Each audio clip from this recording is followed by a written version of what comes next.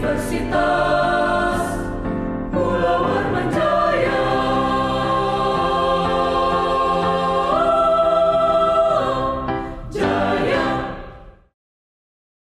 Bismillahirrahmanirrahim. Assalamualaikum warahmatullahi wabarakatuh.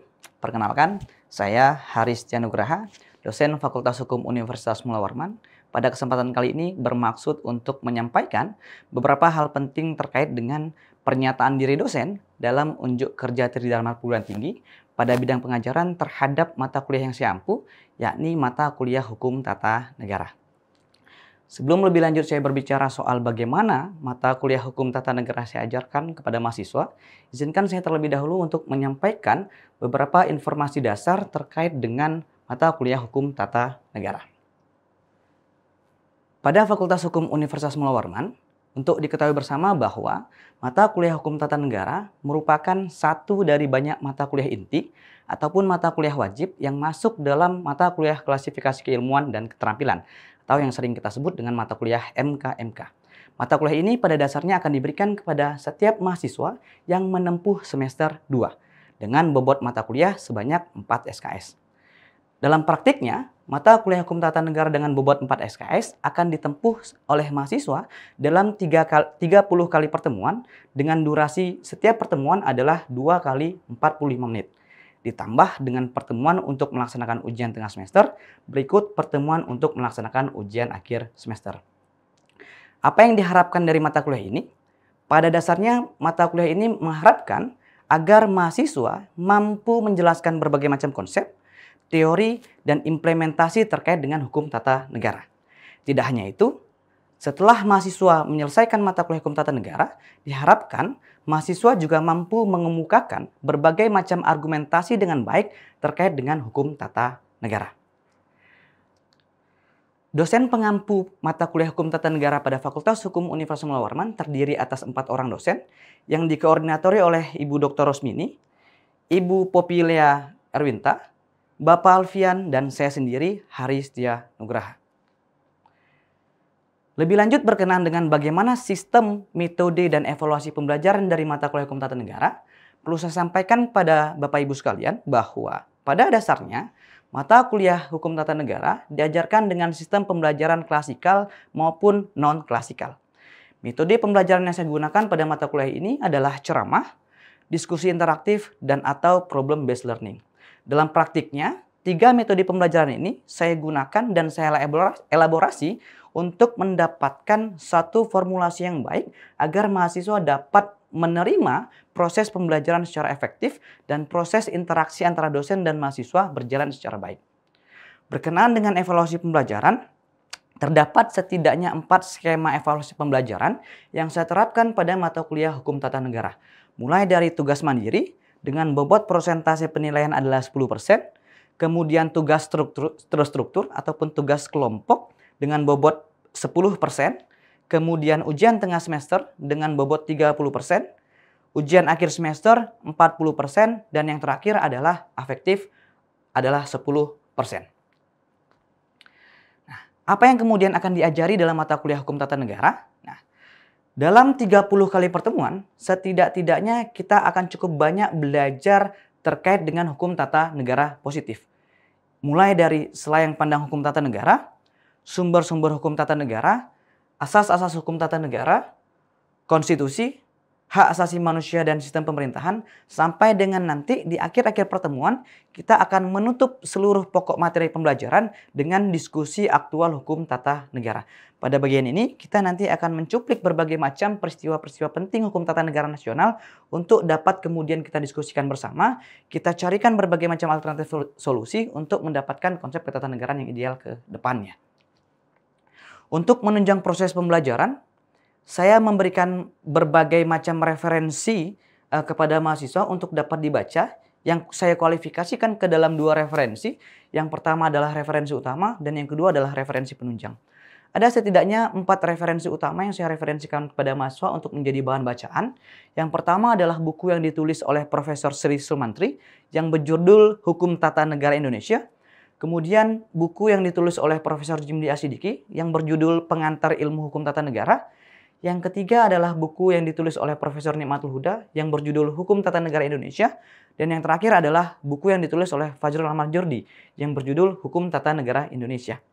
Tidak hanya referensi utama, saya juga memberikan rekomendasi kepada mahasiswa untuk memiliki referensi penunjang yang terdiri dari berbagai macam buku hukum tata negara lainnya, Undang-Undang Dasar Negara Republik Indonesia tahun 1945, berbagai peraturan perundang-undangan terkait, serta tidak kalah penting adalah berbagai macam jurnal dan jurnal baik jurnal hukum nasional maupun jurnal hukum internasional terkait dengan mata kuliah hukum tata negara. Tak lengkap rasanya jika proses perkuliahan tanpa dibarengi dengan kontrak perkuliahan, maka umumnya di kelas hukum tata negara saya akan menyampaikan 3 poin pokok ini sebagai bagian yang tidak terpisahkan dari kontrak perkuliahan selama proses perkuliahan bersama dengan saya. Yang pertama adalah terkait dengan pakaian. Saya mengharapkan kepada mahasiswa untuk berpakaian sopan sebagaimana yang telah ditentukan oleh fakultas. Kemudian saya memberikan toleransi keterlambatan kepada mahasiswa selama 15 menit.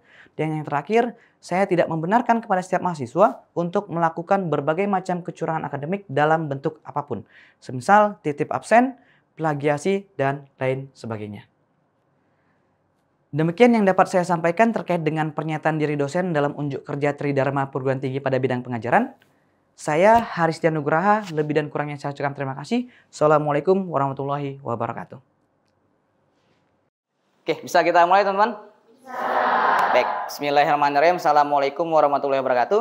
Waalaikumsalam warahmatullahi wabarakatuh. Ya, selamat siang dan salam sejahtera untuk kita semuanya. Ya, seperti biasa sebelum kita memulai kuliah, mari kita berdoa terlebih dahulu agar kuliah kita diberikan keberkahan oleh Tuhan Yang Maha Esa. Berdoa dimulai.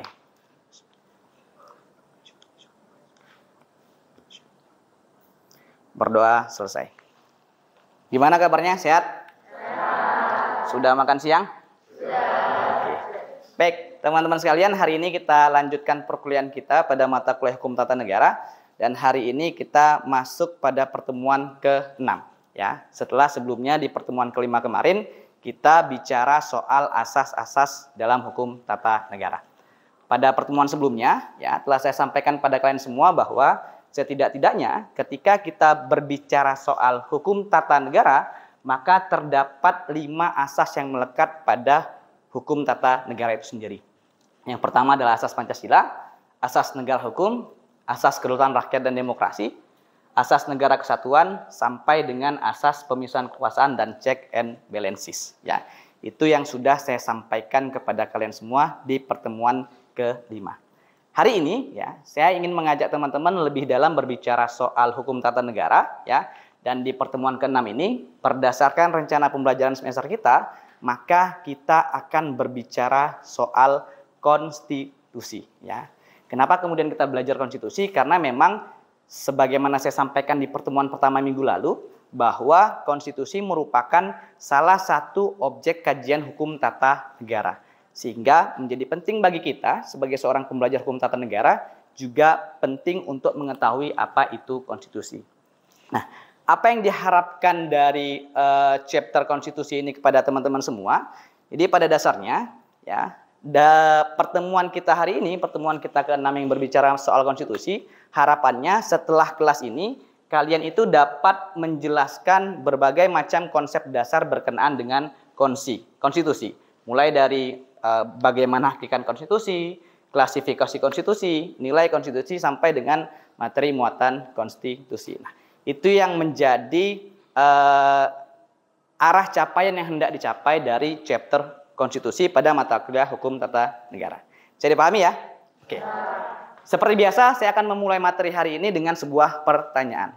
Satu pertanyaan paling sederhana, apa yang Anda ketahui tentang konstitusi? Atau dengan kata lain, ketika kita berbicara soal konstitusi, apa yang ada di benak teman-teman tentang konstitusi? Ada yang bisa jawab? Oke, silakan. Shalom. Menurut saya, konstitusi itu adalah sebuah sistem ketatanegaraan yang salah satu fungsinya untuk membatasi kekuasaan organ-organ negara. Oke, keywordnya adalah konstitusi adalah aturan dasar negara yang berfungsi untuk membatasi kekuasaan negara. Silakan. Konstitusi adalah istilah yang mengacu pada undang-undang dan prinsip-prinsip dasar yang mengatur suatu negara. Ada. Dan menurut ahli, ya salah satu ahli yaitu Herman Heller, Konstitusi adalah hukum yang tertinggi yang harus ada pada suatu negara. Oke, ada lagi satu lagi boleh? Silakan, satu lagi. Masih ada? Oke. Jika tidak ada, kalau kita berbicara soal konstitusi teman-teman, ya, layaknya definisi hukum lainnya, banyak sekali ahli yang mencoba memberikan pendapatnya soal apa itu konstitusi. Teman-teman bisa lihat di depan, ada Cacewer, ada Hans Kelsen, ada Ferdinand Lassalle maupun Hermann Heller. Mereka merupakan filsuf-filsuf hukum ataupun ahli-ahli hukum ketika zamannya yang mencoba memberikan pendapatnya terkait dengan konstitusi. Sebagai contoh, kita mengutip pendapatnya Hans Kelsen. Menurut Hans Kelsen, konstitusi itu dimaknai sebagai dasar dari tata hukum nasional. Dan kalau kemudian kita kutip apa yang disampaikan oleh Hermann Heller, dikatakan bahwa konstitusi itu dapat dimaknai sebagai sebuah hukum yang tertinggi yang berlaku di suatu negara. Nah, itu pendapat mereka. Kalau merujuk pendapat Profesor Harisnya Nugraha, ya, siapa beliau? Provokator ya, bukan profesor ya kan. Nah, kalau merujuk pendapat Harisnya Nugraha, kalau kita merincikan dari apa yang disampaikan oleh ahli itu, kita dapat memaknai bahwa hukum konstitusi ataupun konstitusi itu merupakan aturan dasar negara, baik tertulis maupun tidak tertulis, yang mengatur berbagai macam instrumen dasar negara.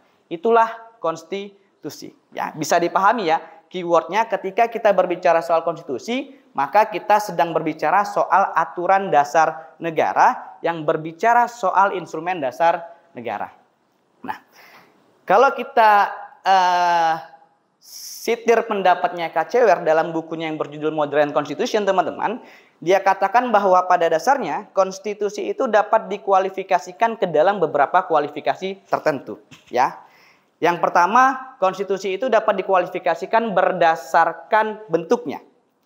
Kalau kita merujuk klasifikasi konstitusi berdasarkan bentuknya, maka kita dapat mengetahui bahwa konstitusi itu dapat dikualifikasikan sebagai konstitusi yang tertulis maupun konstitusi yang tidak tertulis. Apa maksudnya? Maksudnya adalah bahwa konstitusi itu ya ada yang berbentuk tertulis dan ada yang berbentuk tidak tertulis. Ada yang dituangkan dalam dokumen resmi negara ataupun ada konstitusi yang tidak dituangkan dalam dokumen resmi negara. Ya. Dengan kata lain, saya ingin mengatakan bahwa konstitusi yang tertulis itu adalah konstitusi yang dituangkan di dalam dokumen resmi negara. Begitupun sebaliknya, konstitusi yang tidak tertulis itu adalah konstitusi yang meskipun dia dituliskan, tetapi dia tidak masuk dalam dokumen resmi negara. Itulah konstitusi jika kita berbicara dalam kualifikasi berdasarkan bentuknya. Yang kedua, berdasarkan sifatnya. Kalau kita klasifikasikan konstitusi itu berdasarkan sifatnya, maka kita dapat mengetahui bahwa konstitusi itu ada yang dikatakan sebagai konstitusi yang fleksibel dan ada konstitusi yang bersifat rigid. Nah, pertanyaan yang kemudian muncul adalah apa sih yang kemudian menjadi ukuran untuk dapat mengatakan bahwa konstitusi ini adalah konstitusi fleksibel dan konstitusi ini adalah konstitusi yang rigid? Ada dua indikator yang dapat kemudian kita gunakan untuk menilai apakah konstitusi ini rigid ataupun fleksibel. Dua indikator itu adalah terkait dengan bagaimana cara merubahnya dan apakah kemudian konstitusi itu dapat secara mudah atau tidak mengikuti perkembangan zaman. Nah, jika dia elastis, kemudian elastis dalam arti dapat menyesuaikan diri dengan perkembangan zaman, kemudian dia dapat diubah dengan cara yang sama dengan cara mengubah undang-undang, maka kita dapat katakan konstitusi itu adalah konstitusi yang fleksibel. Tetapi sebaliknya, kalau kemudian dia memiliki derajat yang tinggi, kemudian cara merubahnya berbeda dengan cara merubah undang-undang pada dasarnya, dan dia sedikit kaku, maka kemudian konstitusi itu dapat dikatakan sebagai konstitusi yang bersifat rigid. Ya, itu klasifikasi konstitusi berdasarkan sifatnya. Yang selanjutnya adalah konstitusi berdasarkan kedudukannya. Ya. Kalau kita bicara dalam perspektif kedudukan, teman-teman, maka kita dapat mengetahui bahwa konstitusi itu ada yang berderajat tinggi, ya, ada yang berderajat tidak tinggi. Ya. Artinya ada konstitusi yang kemudian dia berkedudukan sebagai aturan dasar negara, sekaligus dia menempatkan posisinya pada hierarkisitas yang paling tinggi jika dibandingkan dengan peraturan perundang-undangan yang lainnya. Tetapi ada pula di beberapa negara konstitusi itu punya derajat yang sama dengan peraturan perundang-undangan yang lainnya. Nah, kemudian yang selanjutnya konstitusi berdasarkan bentuk negara tempat di mana konstitusi itu diberlakukan. Maka kita dapat ketahui bahwa konstitusi itu terbagi menjadi konstitusi kesatuan dan konstitusi serikat. Dan yang terakhir adalah konstitusi berdasarkan sistem pemerintahan tempat di mana konstitusi itu diberlakukan. Kita dapat mengetahui ada yang namanya konstitusi presidensil dan ada pula yang mengetahui ada pula konstitusi sistem pemerintahan parlementer. Inilah 5 klasifikasi konstitusi menurut KCWR dalam bukunya Modern Constitution. Sekarang saya mau tanya sama kalian semua. Sudah siap ditanya? Siap ya. Oh, mahasiswa itu harus siap terus dong, ya kan? Kalau kemudian sifat-sifat ataupun klasifikasi konstitusi ini kita kontekskan pada konstitusi negara kita, apa konstitusi negara kita? Apa konstitusi negara kita? Undang-Undang Dasar Negara Republik Indonesia tahun 1945. Oke. Kalau kita kontekskan pada konstitusi negara kita, pertanyaan saya, konstitusi kita masuk dalam klasifikasi apa saja sih? Ada yang bisa jawab? Ada yang bisa jawab? Silakan. Masuk. Yang pertama, konstitusi negara kita tertulis atau tidak tertulis? Tertulis. Konstitusi tertulis. Sepakat? Ada yang tidak sepakat? Sepakat. Yang kedua, konstitusi kita fleksibel atau rigid? Fleksibel. Hah? Fleksibel. Ayo, fleksibel atau rigid? Hah? Fleksibel atau rigid? Fleksibel atau rigid? Hah? Sekarang saya tanya, cara mengubah undang-undang dasar kita sama atau beda dengan cara mengubah undang-undang pada umumnya? Beda. Beda ya. Pertama itu. Kemudian yang kedua, konstitusi kita derajatnya lebih tinggi atau tidak jika dibandingkan dengan undang-undang? Lebih tinggi. Dasarnya adalah pasal 7 Undang-Undang Nomor 12 tahun 2011. Ya toh? Terus konstitusi kita itu umumnya bisa mengikuti perkembangan zaman nggak? Bisa ya? Bisa. Maka konstitusi kita dalam kualifikasi berdasarkan sifatnya masuk dalam kualifikasi rigid ya, rigid. Masuk dalam kualifikasi rigid. Sekarang konstitusi kita masuk berderajat tinggi atau berderajat tidak tinggi? Berderajat tinggi. Sepakat kalau ini ya. Nah, jadi udah 3 nih. Konstitusi kita tertulis, rigid, berderajat tinggi. Sekarang konstitusi kita menganut konstitusi kesatuan atau serikat? Kesatuan. Jelas bunyi pasal 1 pasal 1 ayat 1. Apa bunyinya? Negara Indonesia adalah negara kesatuan. Negara Indonesia adalah negara kesatuan yang berbentuk republik. Jelas berarti konstitusi kesatuan. Yang terakhir, konstitusi kita masuk dalam kategori apa? Presidensial atau parlementer? Presidensial. Karena salah satu kesepakatan dari perubahan Undang-Undang Dasar bahwa kita memperkuat sistem presidensial. Dan keberadaan presiden di negara kita itu memposisikan dirinya tidak saja sebagai kepala pemerintahan, tetapi juga sebagai kepala negara. Jadi Presiden Joko Widodo itu teman-teman, beliau itu berkedudukan tidak saja sebagai kepala pemerintahan, tetapi juga beliau adalah kepala negara. Nah, dengan posisi yang seperti itu adalah ciri dari sistem pemerintahan presidensil. Sehingga dapat kita simpulkan bahwa kalau klasifikasi konstitusi ini kita kontekskan pada konstitusi negara kita itu masuk dalam kualifikasi tertulis, rigid, berderajat tinggi, kesatuan, dan presidensil. Bisa dipahami sampai di sini teman-teman? Oke. Sebelum saya lanjut, silakan jika ada yang mau bertanya terlebih dahulu. Ya, silakan. Siapa namamu? Mohon maaf saya lupa. Kalista kalau nggak salah kemarin ikut paduan suara ya. Rekamannya tepuk tangan dong. Jadi prestasi mahasiswa hukum tidak harus melulu di bidang hukum, tapi juga harus di bidang seni dan lain sebagainya. Asal jangan korupsi. Say no to korupsi. Oke, semangat ya. Silakan Kalista.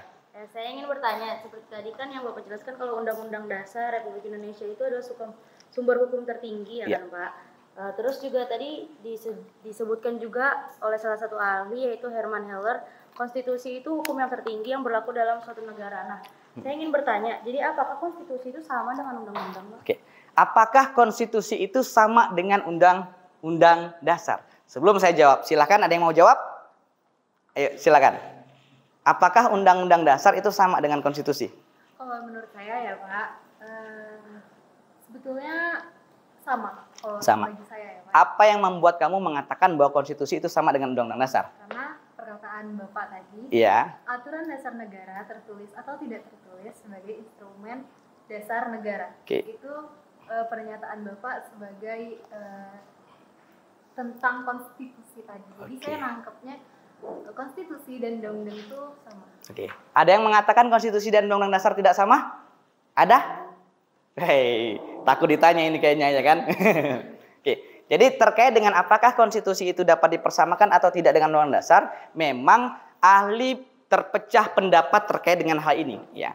Ada ahli yang mengatakan bahwa konstitusi itu dapat dipersamakan dengan undang-undang dasar. Karena konstitusi merupakan bagian tertulis dari karena undang-undang dasar merupakan bagian tertulis dari konstitusi. Nah, undang-undang dasar sebagai aturan dasar negara yang bersifat tertulis itu merupakan bagian tidak terpisahkan dari konstitusi. Sehingga konstitusi dapat dipersamakan dengan undang-undang dasar ataupun sebaliknya. Itu pendapat Profesor Sri Sumantri.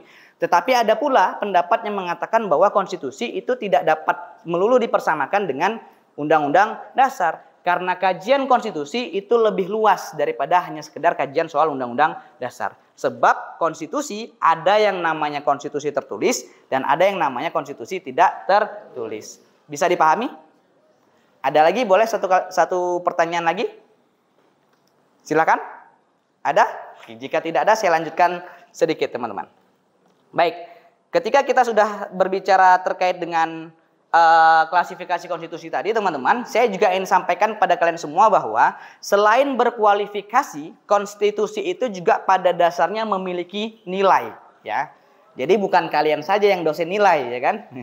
Bukan kalian saja. Ternyata konstitusi itu juga punya nilainya.